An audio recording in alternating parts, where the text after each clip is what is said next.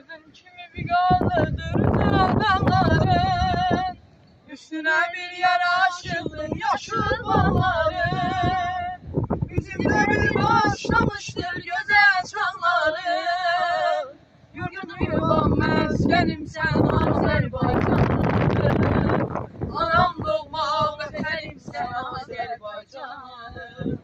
Yurdum yuvam meskenim sen Azerbaycanım. Anam doğma vətənim sen Azerbaycanım.